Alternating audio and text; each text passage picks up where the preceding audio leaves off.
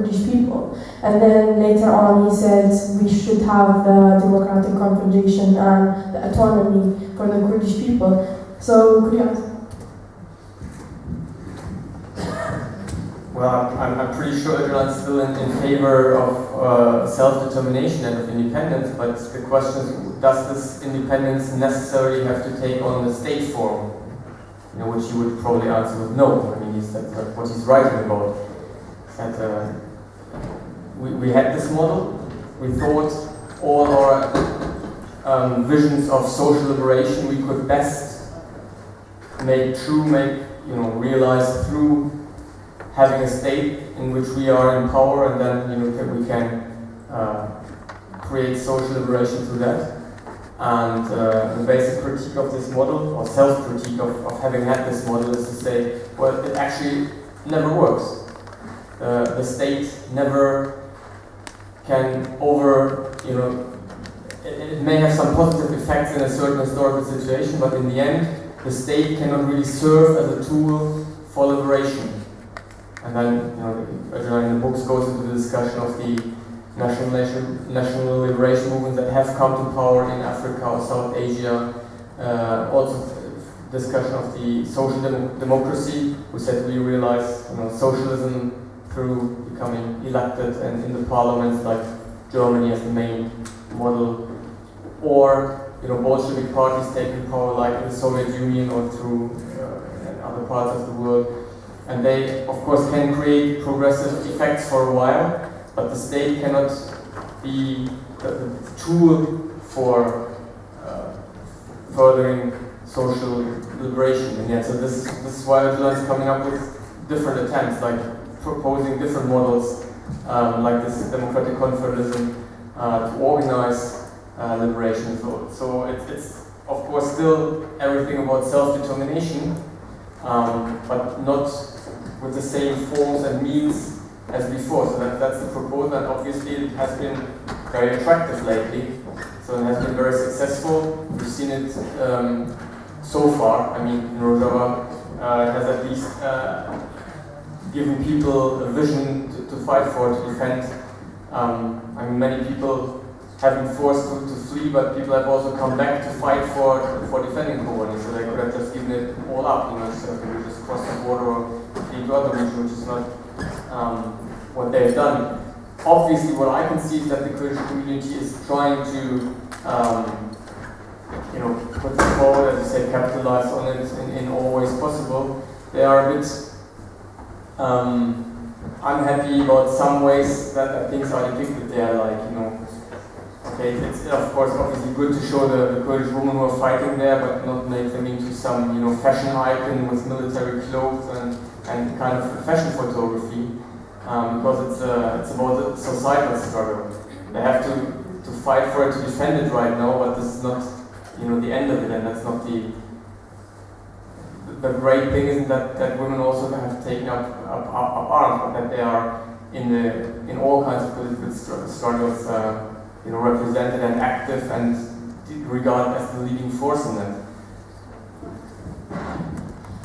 We'll have 2-3 questions, and that's it. If you put your hands up, who wants to go? Okay, go on. We'll take 2 questions together to speed up and save time. Sorry, who's first?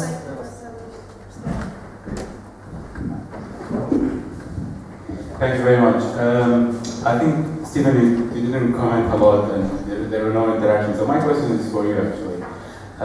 From the discussions that we have had so far, it seems that it's very difficult academically to study and understand what's going on actually in Rojava. Some people say it's Marxist, Leninist, some other people say it's neo-Marxist or anarchist even. There are some people link it with some American neo-Marxist anarchists. So I understand the academic challenges of going and studying these models and trying to learn from them. But what I don't understand is why the left, outside of these models, seems apathetic about it. It's not interested in studying it, learning about it, or maybe going and supporting it. Not in the actual area of the experiment, but maybe outside. So that's what I don't understand. I mean, given what the left is going through, in the West. It's very worrying, and it's very, as a person, I'm very anxious why the West is not interested in these models and studying them and supporting them. Next question. Next person.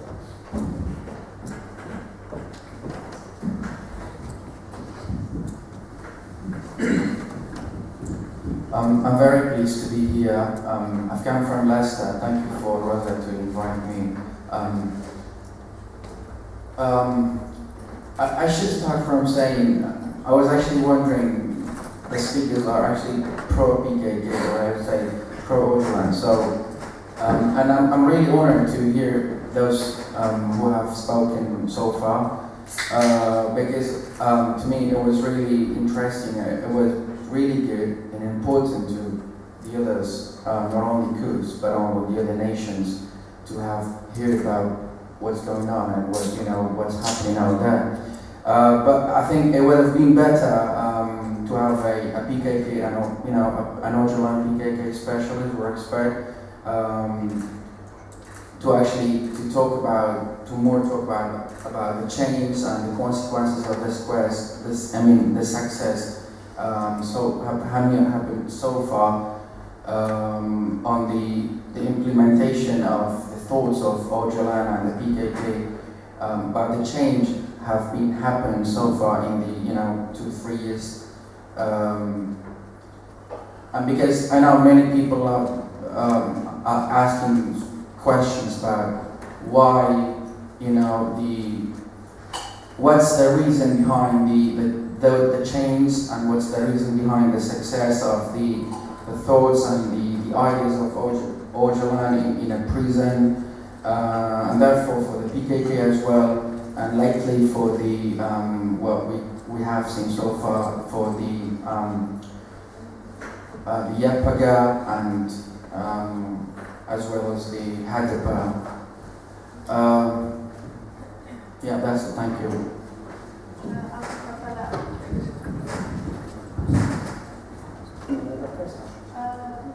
We're not taking any more questions. Okay.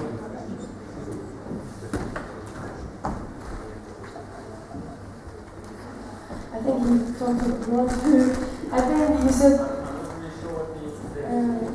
I was a bit confused. That was an explanation. Yeah, you wanted some of the implementation of the change. I said it would have been better to have a specialist, an Ocalan PKK specialist.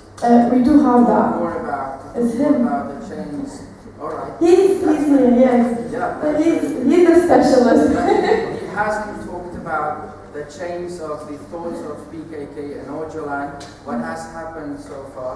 I mean, in order to the other I think he did touch on it when he gave the speech, and then he answered a few questions as well. I think that's not a fair question, but it's fine. Because I would imagine people are still asking about why, the idea of having a country or freedom or stuff like that being changed to democracy and to be gathering the nations of Turkey and stuff like that. So that was the question. So he wants some clarification on that. Some of it. I think I mentioned a few of the motivations. I mean, some examples. One of the major, Ocalan for a long time was uneasy with this whole concept, but he didn't really see some great alternative to it.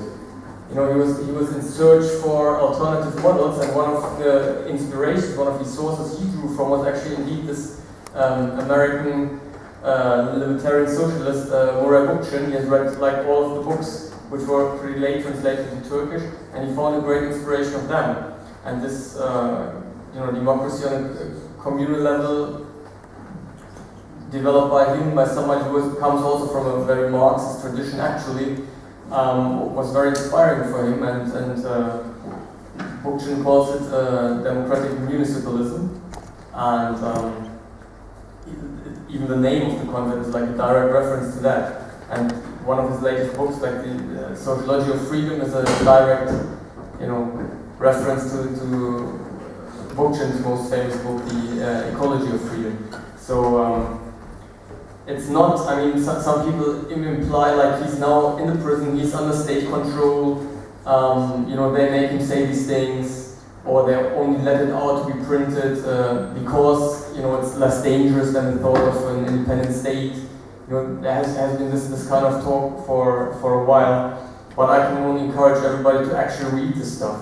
I mean, we are making an effort to translate as much as possible into English. We are not very, have not come very far with that, but some of the basic works are translated into English. One has actually just come out at a month ago. It's already out of print again, so it's going to be reprinted. It's called Civilization. Prison Writings 4, actually. You can find it on the internet, but right now you can't actually buy it. But yeah, we've made these brochures to inform about some basic things. So it's not, you know, something that is imposed. What I mean with, you know, read the stuff is there is a long discussion about all these concepts of the past, of the PKK history, of the own ideas, how they evolved. So it's not something that is imposed or has just, you know, started out of the blue. Even in the writing there's an evolution towards these concepts.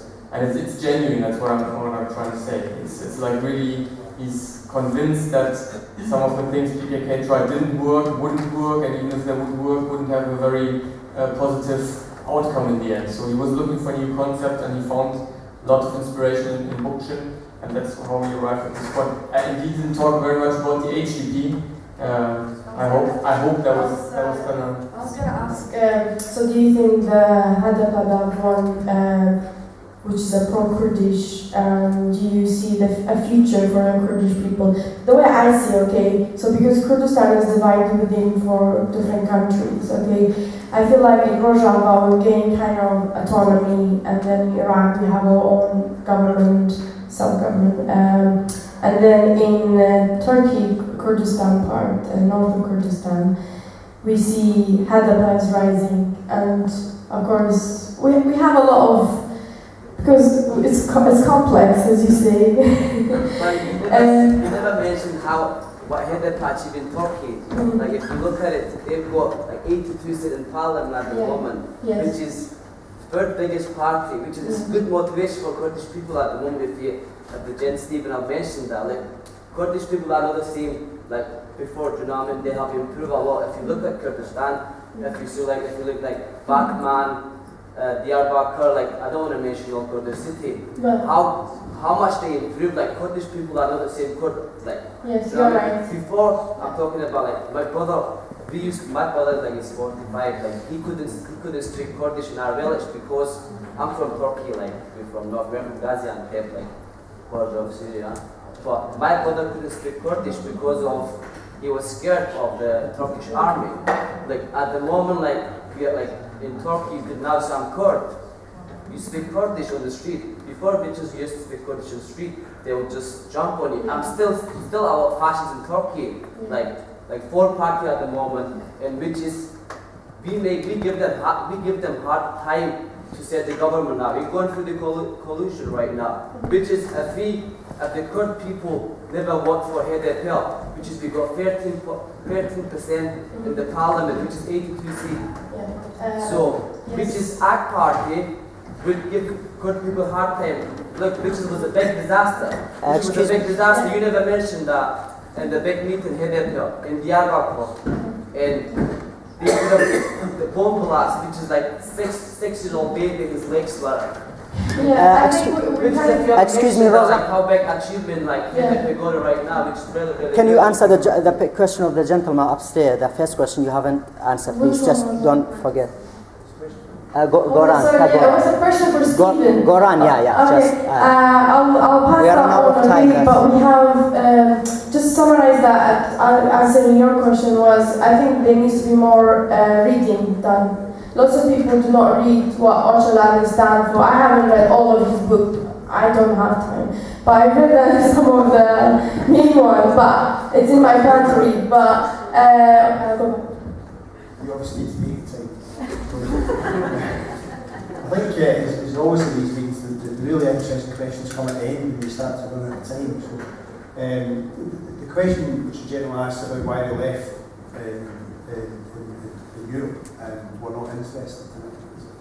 I think some of the points that James made earlier on the left, and I'm not an expert on the left in Europe, in terms, but the left in Britain and Scotland have been tied to particular models of struggle, which is either tied to communists, so adherence to ideas of the Soviets, or Trotskyists, tied to their particular ideas. The Maoists was less of an influence here.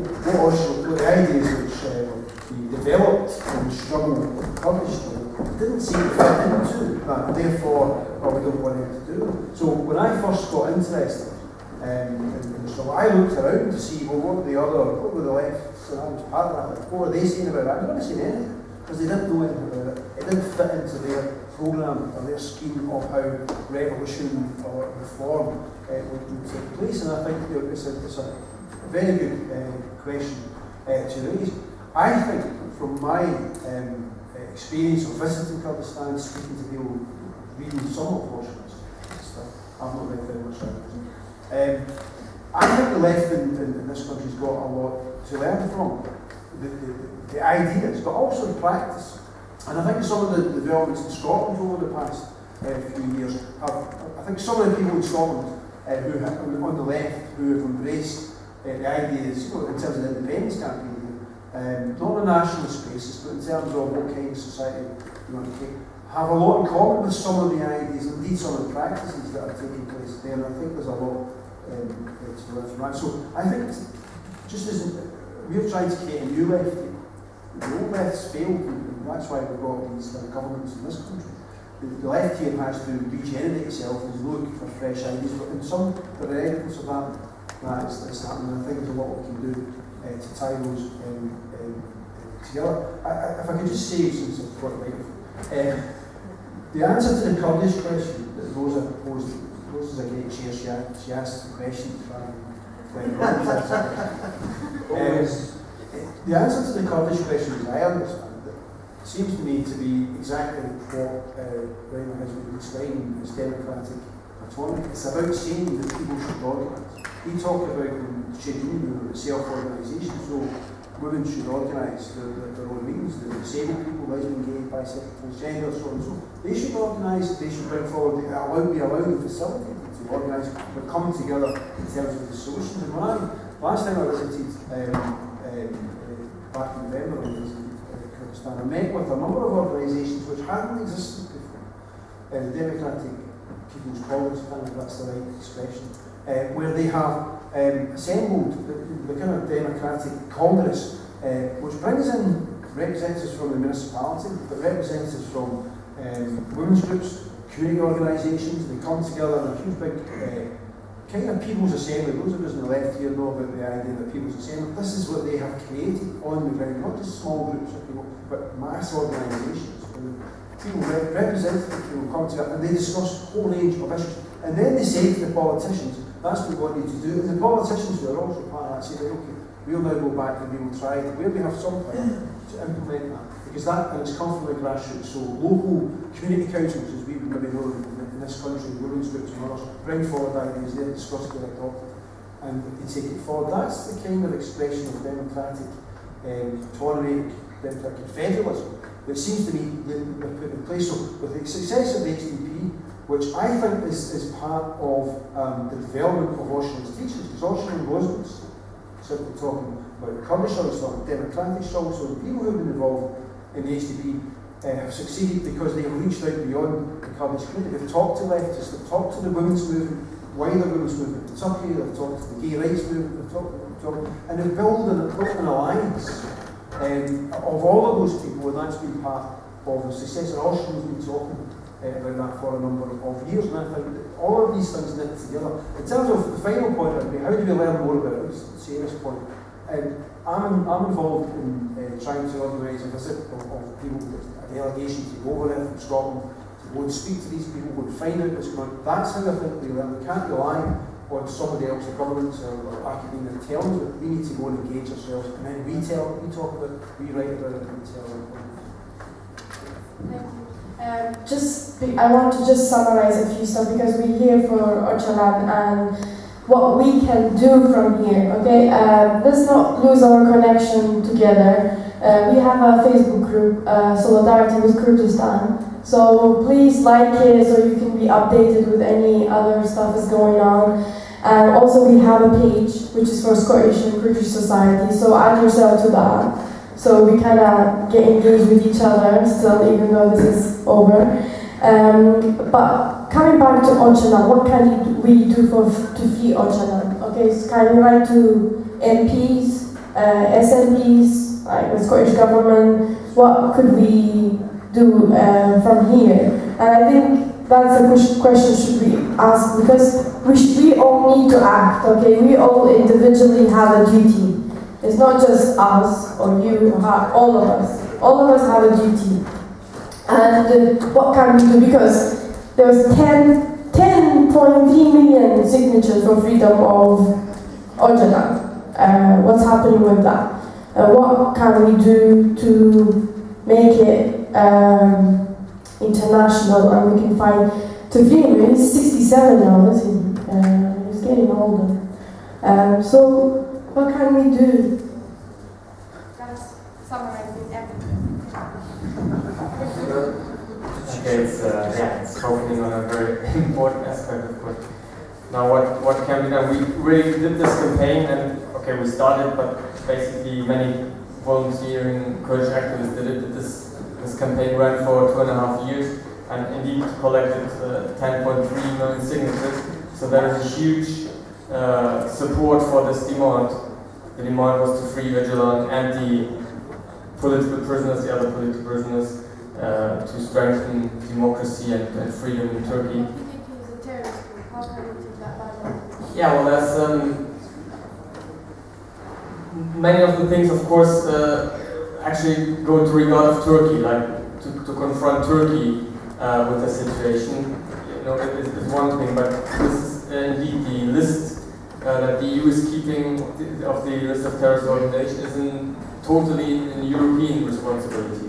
Turkey has an influence of that, of course, because on Turkey's demand that PKK was listed there, but it's totally the responsibility of the European governments, the EU governments, to remove it from there. So this is one very crucial demand, I think. It's a tactical question, like to focus on what and how to do this. I'm sure people can come up with creative solutions on a local level. Like I didn't know that. I mean, I saw the Nelson Mandela place, but I didn't know that it was there that the South African government had offices. So this was a very good idea to make the events right in front of that on that square. It's something that I couldn't have the idea from Cologne. So this is something that happens on the local level. So confront your politicians here, the British politicians confront the Turkish politicians there. But the other thing is to really have solidarity on a grassroots level, and solidarity goes both ways. One very good thing is to support the reconstruction efforts in Kobani, but the other thing is to get involved with the communities and, as Stephen said, learn from them. There are some very good ideas coming from them. I just want to give one very short example of an idea. It's may not be extremely relevant for the reality of Glasgow, but one thing that the women's movement managed to do is to write into the constitution, what would it be like, the rules of how the municipalities work in North Kurdistan, in Turkish cities, is that if somebody who's working there in the municipality gets a reputation for domestic violence, like he's accused of, or he's not actually accused of, but like if he beats his wife, then the wage that he has in this thing from the municipality will be not sent to his bank account, but to the bank account of the wife. So this is just one creative example, like how the Kurdish women's movement managed to change the rules of the game. Here other rules apply, other problems are paramount. It's just an idea, what people can do by just going out of the game, changing the rules of the game. I think the left in Europe has to come up with some new ideas. I totally agree. agree with Stephen on that. And I've got to come back to this. I really find this, I don't find this easy to cope with. The idea that the left wing in Europe is some homogenous thing is shite. It's a multifaceted thing that's going on amongst the left. The left has been in a period of change for the last few years. Surely people know that.